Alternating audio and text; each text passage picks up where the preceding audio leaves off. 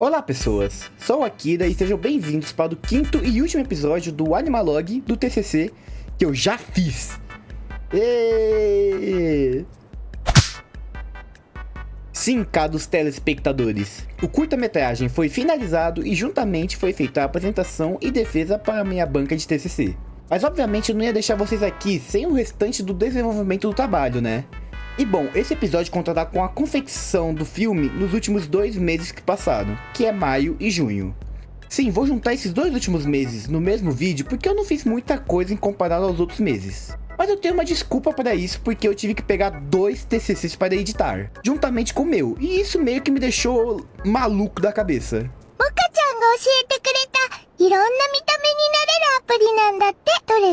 Começando por onde vimos anteriormente no último episódio, eu consegui finalizar essa cena da parte pré-renderizada do trabalho, com inspiração em Donkey Kong Country. Mas acho que como vocês viram aqui no vídeo, e que também tem no storyboard, é que o Mix ele entra nesse castelo no final da fase. E aqui vamos para um outro estilo de jogo pré-renderizado, que nesse caso é de Doom. E senta que lá vem a história. Desde o começo do projeto, eu queria colocar essa parte referenciando ao jogo Doom, por saber que encaixaria na minha proposta das linguagens gráficas, e de quase ter certeza que seria possível a sua confecção. Mas aí que veio o probleminha.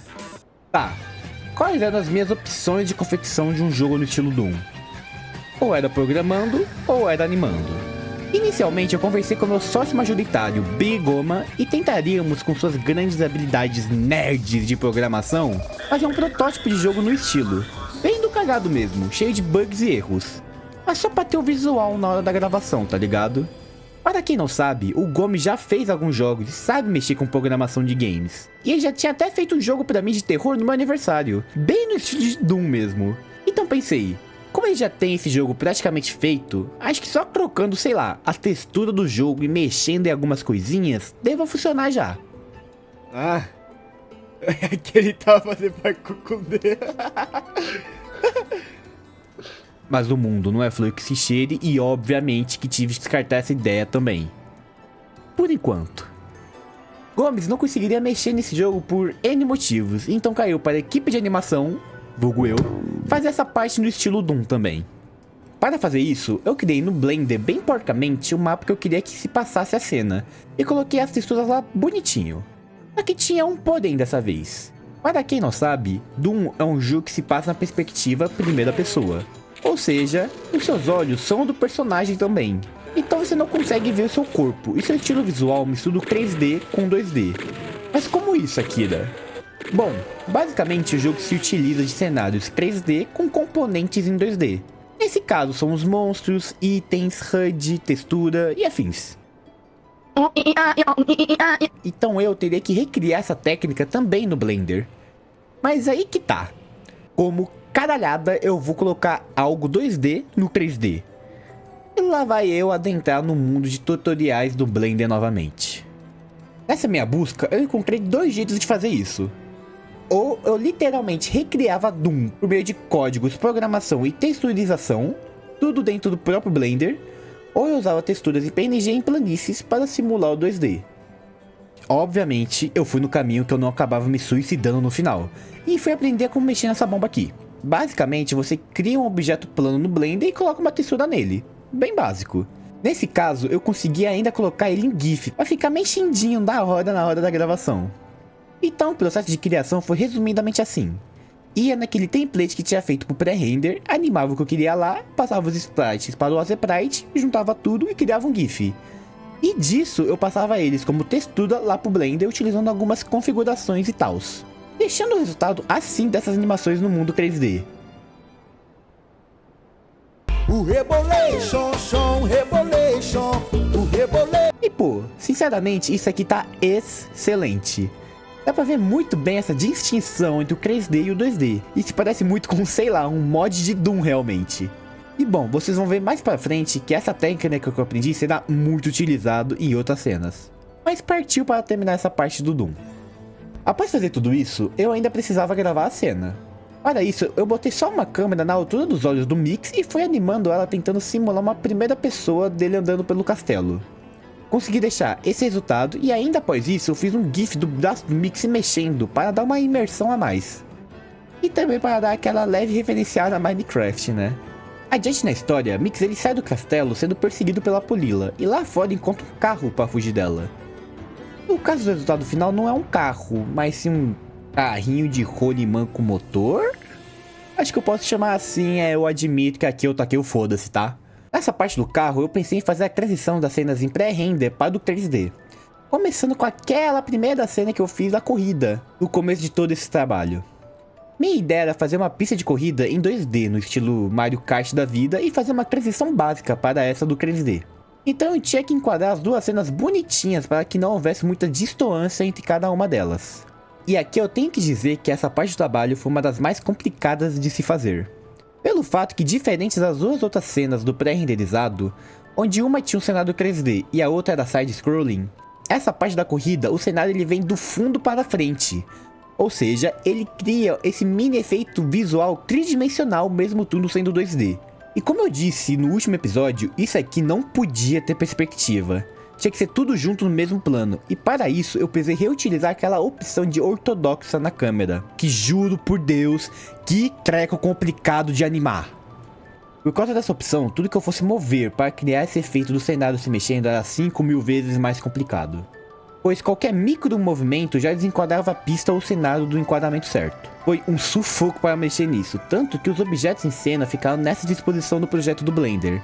Com algumas coisas enormes e outras que quase nem dá para ver direito. E basicamente a única coisa que decidi animar foram as árvores surgindo e aumentando de tamanho conforme o carrinho ia andando. Só que por causa disso da câmera não ter perspectiva, simplesmente eu não podia fazer a árvore passando para trás da câmera, porque causava isso aqui em tela.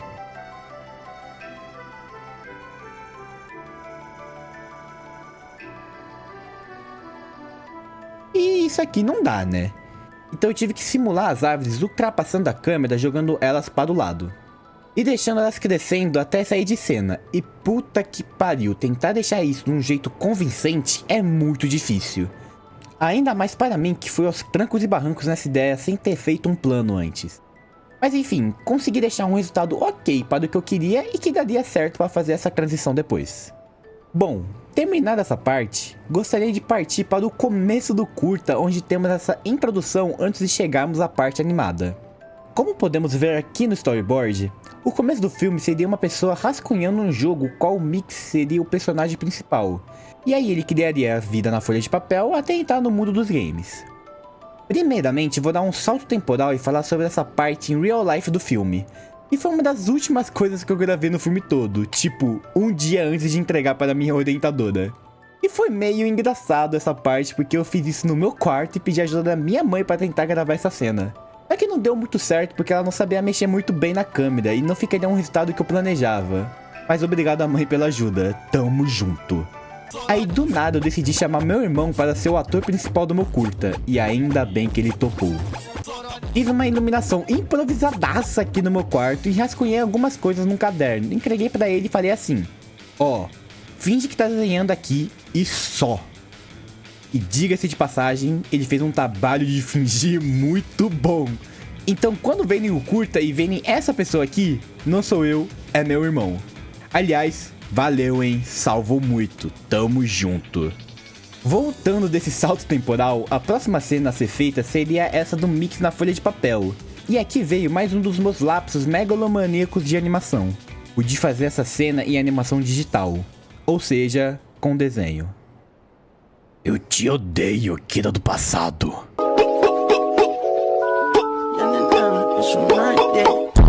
Primeiramente, que eu não sei desenhar. Eu não tenho um estilo próprio de traço, ou essas coisas, mas eu sou um grande apreciador da arte. Eu só achei que teria a capacidade de fazer isso pelo simples motivo de ser um rabisco animado praticamente. Então eu não precisava ter habilidades artísticas muito refinadas, como line art ou colorização.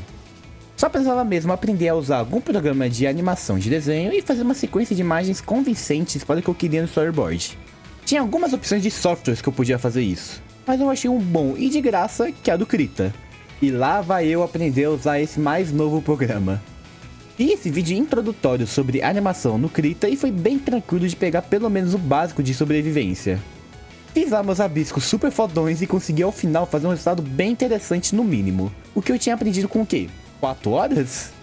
Mas ok, eu quero dar uma pequena pausa aqui sobre a animação, porque eu quero falar um pouco do processo extra animado, se assim eu posso dizer, do meu TCC, que é sobre banca, apresentação e tals. Bom, para você que ainda não chegou nessa fase, para você se formar em qualquer curso de faculdade, você precisa fazer o trabalho de conclusão de curso. E que em grande parte são apresentados e defendidos em um determinado dia para sua banca examinadora. Banca, para você jovem carrapato que ainda não tem medo do leão do imposto de renda, são professores qualificados no seu assunto específico e vão analisar, criticar e auxiliar no seu trabalho, dando conselhos de ajustes, críticas e uma nota final sobre ele. Legal, mas para isso eu tinha que escolher e convidar esses professores para analisarem o meu grande e lindo trabalho. Então fui lá, pesquisei várias opções até que cheguei a algumas opções de professores que dialogavam com ele. Então fui eu convidar eles por e-mail, ficando nesse limbo maldito de ansiedade esperando alguma resposta deles. Fun fact desse processo é que eu tenho 2 e-mails principais, o da própria faculdade e um pessoal mesmo, que é o mesmo desse canal. Ou seja, a fotinha do e-mail é o da caveira amarela, e sem querer eu mandei o convite nesse e-mail. Ou seja, o professor recebeu um e-mail com essa foto aqui. Me senti igual aquele vídeo do Shaolin Matador de Porco. Se você não colocar nome e número no teu e-mail, eu não vou descobrir quem é você. Eu vou só contar 2 exemplos. São os 8, mas eu vou contar 2. Por exemplo, Shaolin Matador de Porco. Quem que é esse aluno? Eu vou saber quem que é Shaolin Matador de Porco? Flavinho do Pneu. Não tem nem Flávio. Passada essa semana de planejamento e ansiedade, para organizar os dias das apresentações, eu consegui formar minha banca examinadora tudo bonitinho com o horário ajeitado. Então eu só precisava fazer uma coisinha: terminar a caceta do meu trabalho, e é isso que iremos voltar a falar aqui. Eu irei falar mais sobre o dia da apresentação lá pra frente ainda nesse vídeo. Mas bom, feita a parte da animação pro desenho, agora precisava começar a fazer a parte do mundo dos jogos. E foi aí que comecei a fazer a parte 2 bits, entre aspas. Toda essa parte, juntamente com os 8 bits, foram feitas diretamente do Premiere, onde lá eu juntava os sprites feitos pelo Gomon e só animava o movimento delas. A parte 2 bits não tem muito segredo, tendo em vista que é só quadrados em um fundo preto. Mas os 8 bits foram bem mais complicados, porque aqui eu teria que começar a ter um timing bom para cada variação de sprite do mix. E além disso, teria que fazer um cenário do zero. Por isso, o maldito do Gomes não fez essa parte.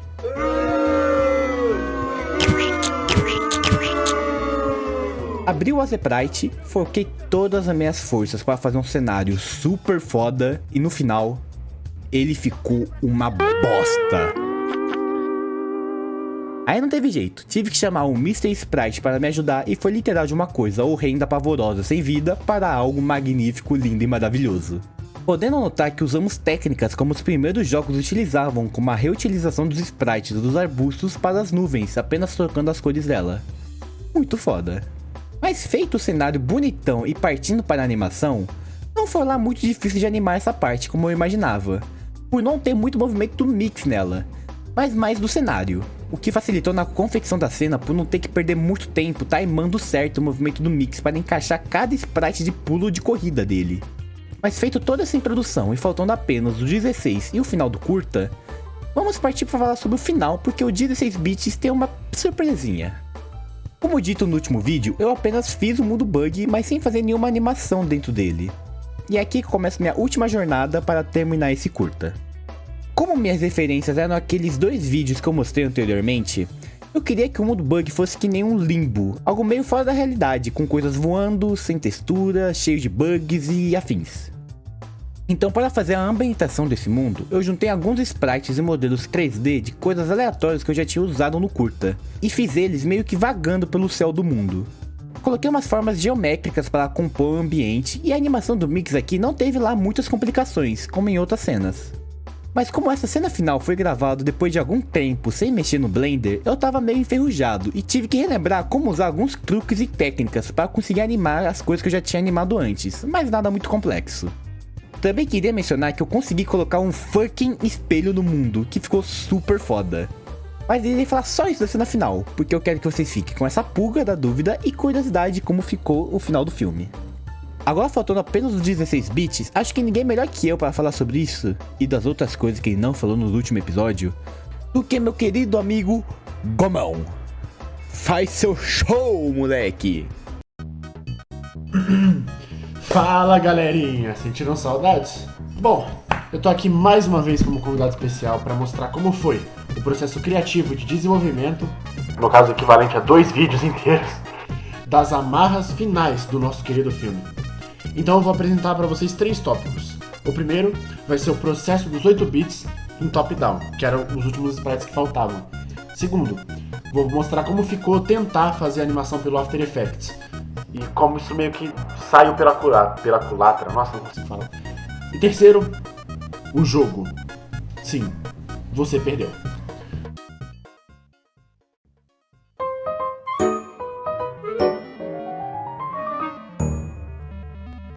A última lista de sprites que eu tinha que fazer, no caso, eram os 8 bits em top-down. Então eu não perdi tempo e já consegui esse resultado que está aí na tela. Eu segui o mesmo conjunto de regras lá do 8 bits original em plataforma. E é realmente visível como eu mexi com o tamanho do personagem para caber. Enfim, tirando esse pequeno detalhe, foi um processo muito simples e acho que não tem nada que eu precise adicionar.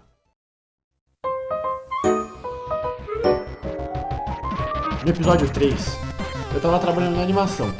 Um detalhe engraçado é que eu tava fazendo After Effects, ou seja, o meu PC tava fritando. E se vocês se recordam de como estava a animação no estado anterior, você vai voltar para o episódio 3 para ver, ainda faltava muita coisa para eu terminar.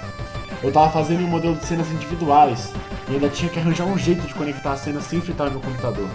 No vídeo anterior eu fiz uma musiquinha engraçada, coloquei as cenas juntas e coloquei umas transições para deixar menos nítido, que eram cenas separadas em contextos totalmente separados. Então eu realmente estava desesperado para dar um jeito de adicionar mais tempo nesse vídeo e colocar mais o mix se movimentando, fazendo outras coisas que ainda não tinha feito. Então eu decidi... Sim, eu fiz um jogo. Se eu tivesse mais ou menos nessa distância...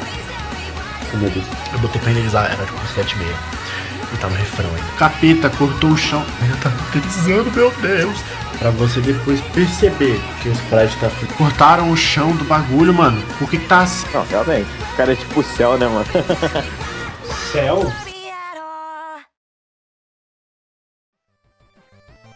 Foi na verdade um processo muito conturbado, mas bem divertido ao mesmo tempo.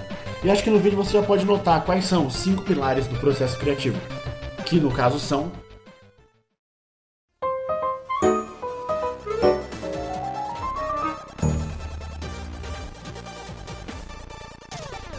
O tamanho do pulo se baseia no tempo que você segura o botão. Se você segura um pouco, sai um pulinho. Se segura um pouco mais, ele dá um pulão. Parece que faz pouca diferença, mas ninguém consegue vencer isso. Esse é o famoso Jump Buffer. É um pouco difícil de explicar, mas resumindo. Como nós somos seres humanos, nossos inputs nunca são perfeitos.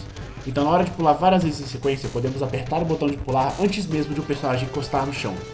Isso faz com que o nosso input não seja computado e precisemos apertar de novo quando encostarmos no chão. E de novo, parece irrelevante, mas quando você começa a perceber, faz uma diferença absurda.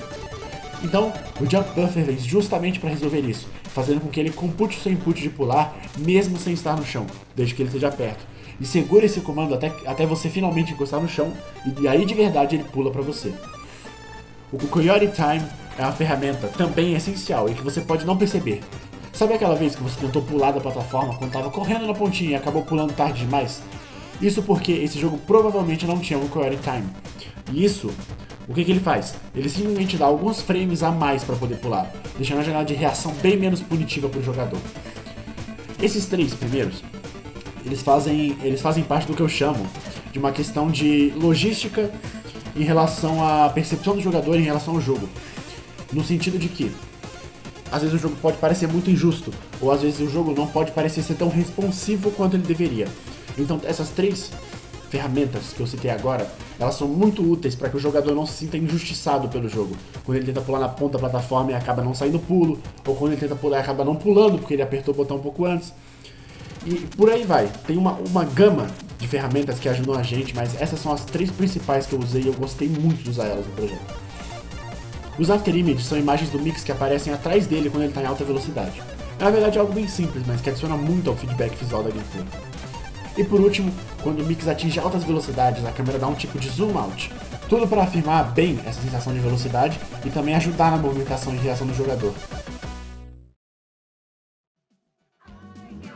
Bom, por hoje é isso. Eu sei que eu tava devendo vocês, então espero que eu não tenha decepcionado. Valeu! Como vocês puderam ver, sim, PixMix tem quase um jogo. Isso é uma ideia que pretendo seguir mais adiante no futuro. Mas por agora já dá pra ter uma noçãozinha de como ficaria algo assim em outras plataformas além do vídeo. E puta que pariu, que coisa épica! Se quiserem baixar e jogar um pouco desse protótipo, estarei deixando um link de download aqui na descrição com o jogo. E agora, definitivamente, temos todas as cenas prontas do curta.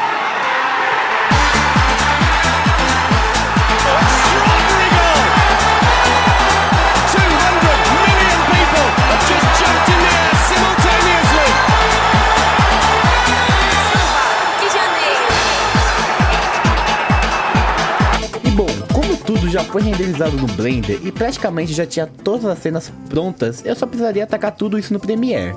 E lá, fazer as microtransações e modificações para se encaixar com a proposta que eu queria passar no filme. Mas foi aí que veio uma parte que eu detesto e ao mesmo tempo amo de editar vídeo, que é fazer a sonorização dele. Eu precisava encaixar alguns sound effects que o meu mano Momo já tinha feito, e além disso eu precisava encontrar uma trilha musical para o curta. Eu tentei contratar alguém para fazer uma trilha sonora autoral para o meu projeto, mas por falta de tempo e verba, eu não consegui fazer isso. Então fui no caminho mais complicadinho, que era achar músicas no mundo afora que transmitissem as emoções que eu queria. Eu ouvi muita música, mas muitas mesmo de jogos, filmes e até aquelas sem copyright genéricas do YouTube. E eu particularmente sou muito chato com essa questão musical, porque eu sempre tento encaixar uma música que transmita exatamente o que eu quero passar. E achar certas vibes nas músicas é algumas vezes muito chato e complicado. E também tem o fator do maldito copyright. Como eu pretendo, eu acho, mandar para festival e afins o meu curta-metragem, eu não posso colocar música com direito autoral no filme, mesmo que editando elas. Então minha margem de procura diminui consideravelmente. Mas mesmo com tudo isso, eu achei essa playlist de soundtracks de jogos retrô, teoricamente sem copyright, e parti para ouvir música pra caralho para achar as mais fodonas. Nessa minha pesquisa eu achei uma música que eu achei muito foda e que me salvou muito tempo na hora de edição, que era essa aqui.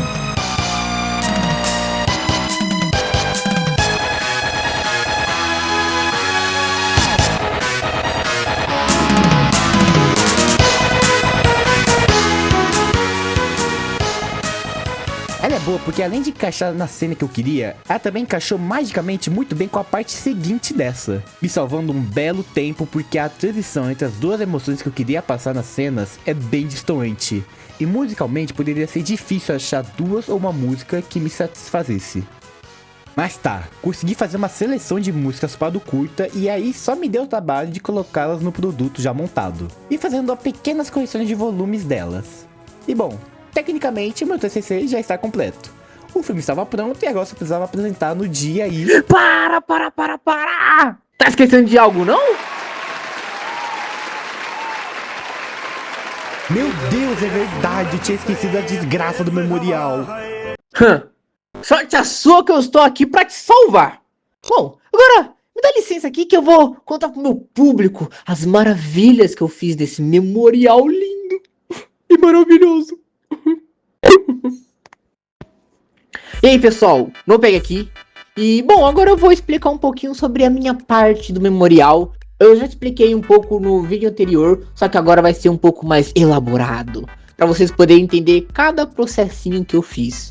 E nada mais justo do que começar falando sobre a hierarquia de fontes que foi decidida por mim, depois de muitas horas pulando e scrollando por vários sites de fontes.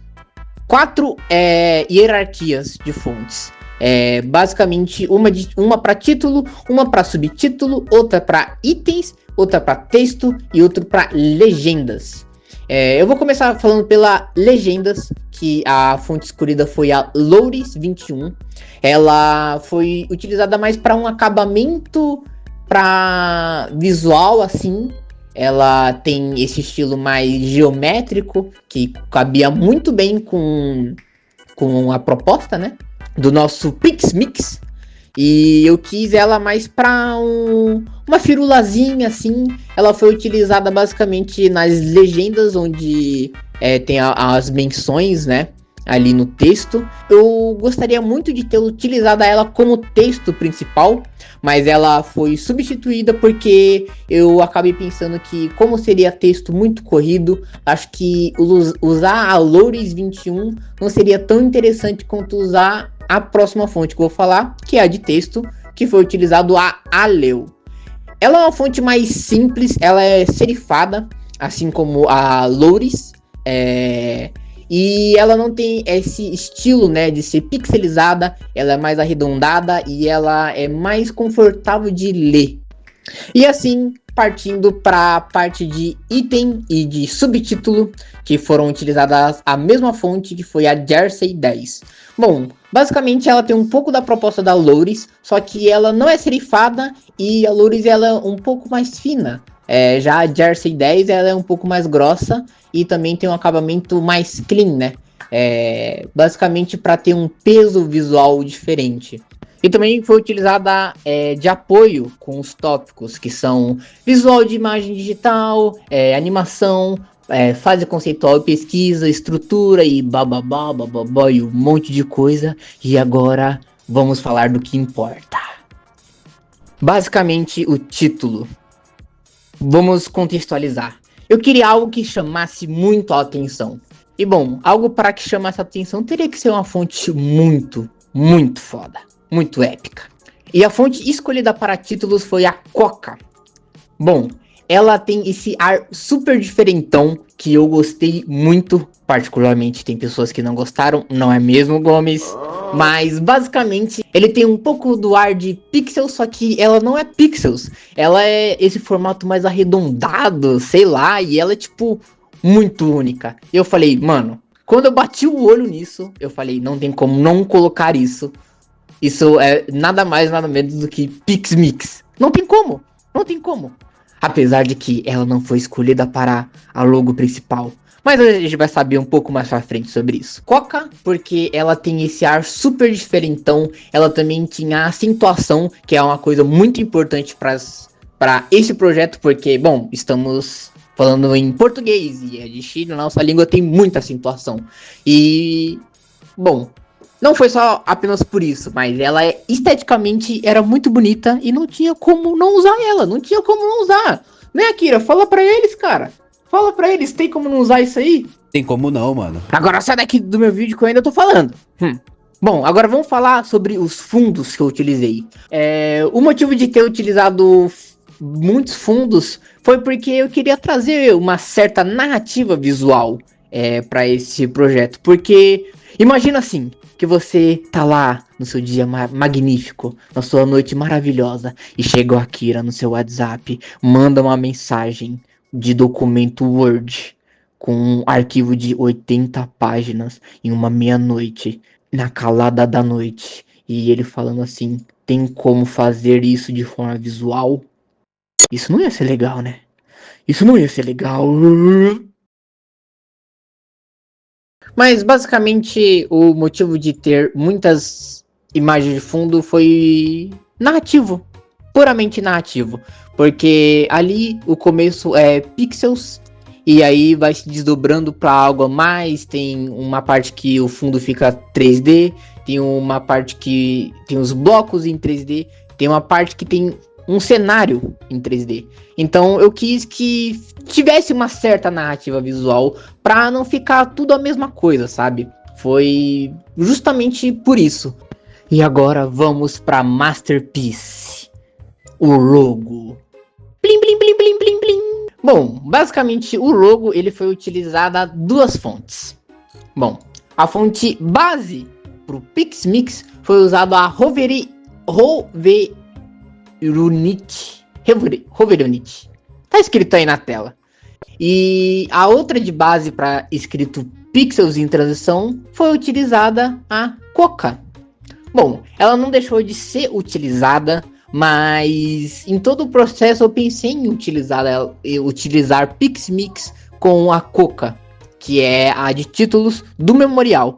Só que eu pensei, bom, acho que não vai ficar tão interessante e vai ficar muito repetitivo. Ia ter basicamente a Coca em tudo quanto é lugar, porque ela é super magnífica? Poderia. Só que eu falei, não. Vamos procurar outra fonte. E vasculhando, eu achei a Hoverinite, que ela casava muito bem com o PixMix. Eu não sei, a primeira vez que eu vi, eu olhei esse I, olhei esse X, e falei, pô, esse X parece muito o olhinho do Mix, sei lá, esse I também. Eu achei ela tão geométrica que eu achei interessante colocar. E aí eu fiz alguns testes e basicamente essa foi uma das primeiras versões da logo. Ela não estava refinada, eu estava bem incomodado, inclusive. Quando eu tinha feito ela pela primeira vez, eu falei, não, tem como melhorar. E nisso eu fui fazendo alguns ajustes e tudo mais, até chegar a essa logo, com esse efeito 3D, que eu acho que era bem importante ter, porque não ia fazer muito sentido. E embaixo, pixels em transição com a Coca, com tudo.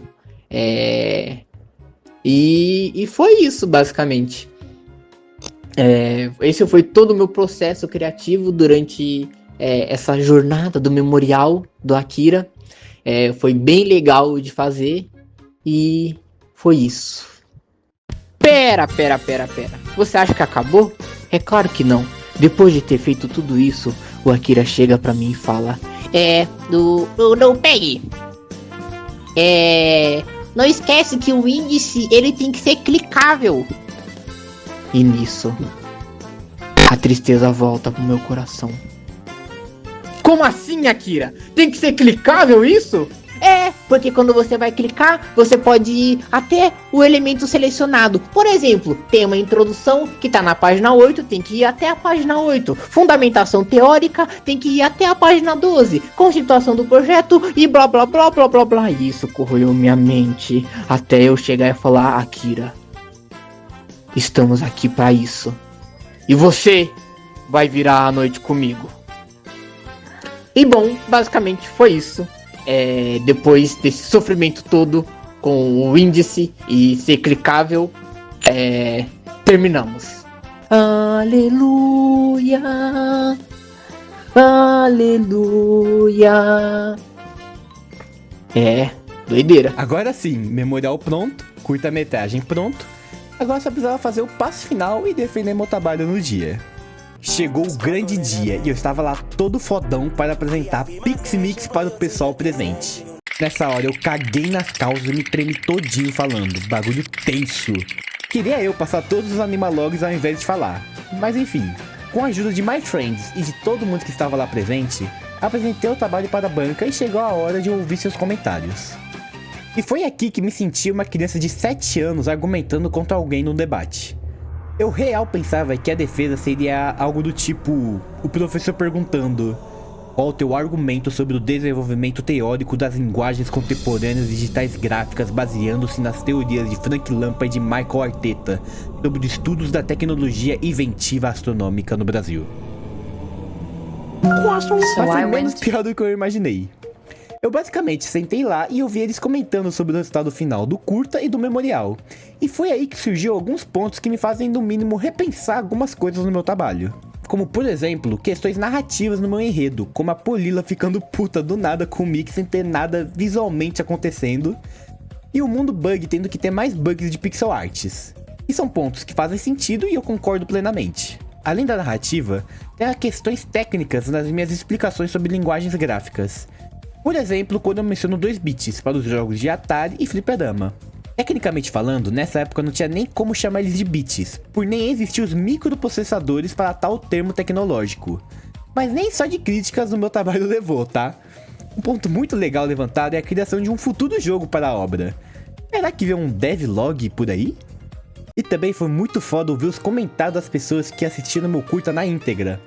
Como por exemplo, dos meus professores mais velhos, falando que lembraram de quando eles jogavam jogos do Mario anos atrás, ou quando os filhos deles começaram a jogar também. Além disso, também teve um molequinho que viu e começava a dizer todas as músicas da minha soundtrack. E que, do caralho, da hora demais, porque reconhecer as músicas agrega ainda mais na experiência ao ver o filme. E tipo assim, ver que consegui impactar diferentes faixas etárias com PixMix foi muito gratificante. Tanto vocês que estão me assistindo, que eu tenho quase certeza que são pessoas mais novas do que eu, tanto senhorzinhos que jogava 20, 30 anos atrás. Muito, muito foda. Mas então, basicamente é isso, pessoal. Chegamos ao fim do último episódio do nosso queridíssimo Animalog. Tomara que tenham gostado do conteúdo mostrado até aqui, como eu gostei de fazer todo esse trabalho para vocês. Muito obrigado pelo apoio de vossas senhorias nos comentários e obrigado também por terem me acompanhado desde o início de todo esse projeto. Para quem quer saber, o filme será sim postado aqui no YouTube. Não sei exatamente o dia, porque que nem eu sei quando é que eu vou terminar de editar esse vídeo, mas eu dou um jeito de avisar vocês. Ademais, aviso que para quem gostou de mim como youtuber, o canal vai continuar a postar vídeos. De animação? Não sei. Pode ser que sim, pode ser que não. Mas eu penso em alguma coisa para vocês que gostaram tanto disso tudo. E antes de terminar, só quero relembrar vocês de me seguirem lá no Twitter, que lá é onde eu sou aqui na mais cada tapa que vocês podem ver. E algumas vezes eu posto alguma coisa sobre vídeo lá. E bom, de novo eu quero agradecer imensamente a todos os meus amigos e familiares que me acompanharam desde a criação da ideia desse projeto, e também quero agradecer a você que está me assistindo, colocando seu like e seu comentário aqui embaixo me apoiando. Essa jornada não teria sido igual sem o feedback de vocês. E obrigado por terem me proporcionado uma primeira experiência de youtuber mesmo, recebendo fanart, análise, crítica e principalmente carinho. Obrigado mesmo de coração. E até um próximo vídeo. Adeus. E obviamente eu não ia deixar vocês sem uma última PixMix Montage. E por sugestão do meu amigo Nopeg, apreciem essa arte com moderação.